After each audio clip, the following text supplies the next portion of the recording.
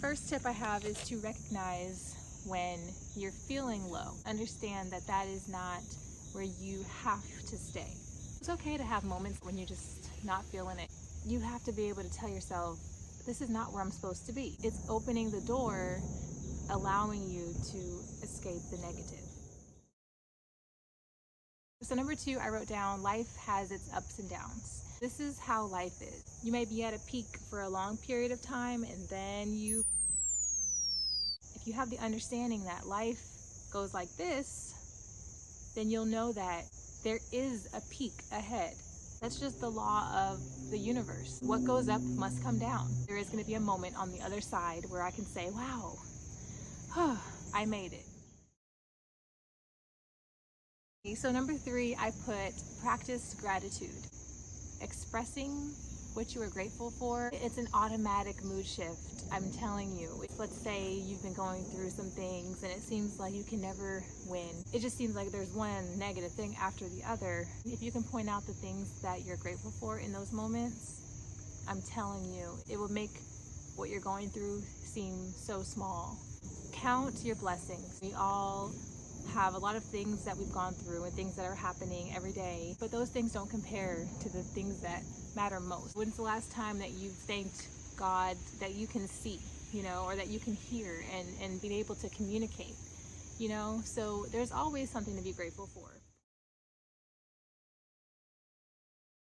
So I sort of mentioned this just a second ago when I was discussing practicing gratitude, focusing on what matters most. So I want to reiterate that, my next point. Sometimes we get so caught up in our emotions on one specific thing, but we're losing sight of the grander scheme of things. And if you're going through something right now and you're thinking it's just the end of the world, but realistically, a year from now, looking back on it, how would you feel?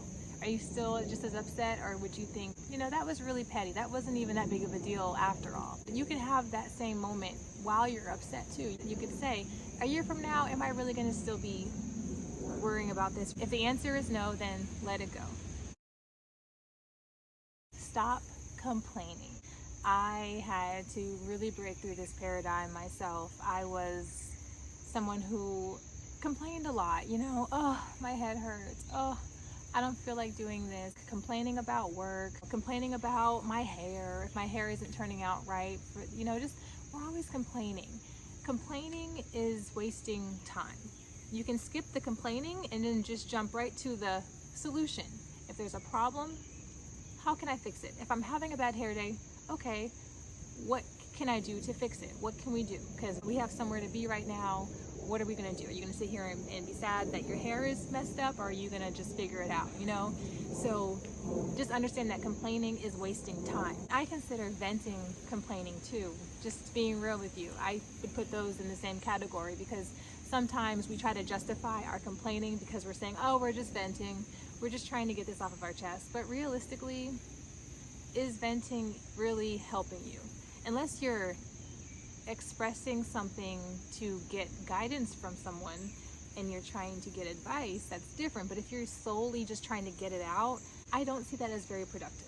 I believe finding a solution is still number 1 on the list. So be conscious of yourself when you're running to your friend and picking up the phone and wanting to talk. Ask yourself, can I figure this out on my own? Can I find a solution on my own? And if not, what are my intentions? Am I trying to seek advice, or am I just trying to complain? Ask yourself those questions and then figure out your answer and then go from there.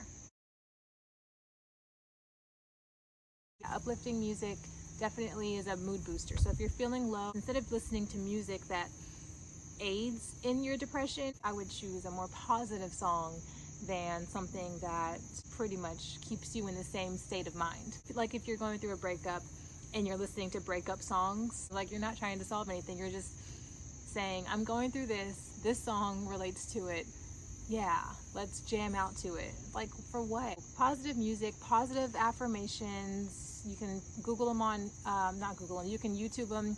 Just type in positive affirmations and just listen to reassurance of who you are, and that really does help me, especially in the morning time. Just research. There's lots of positive vibes out there, so definitely use those resources.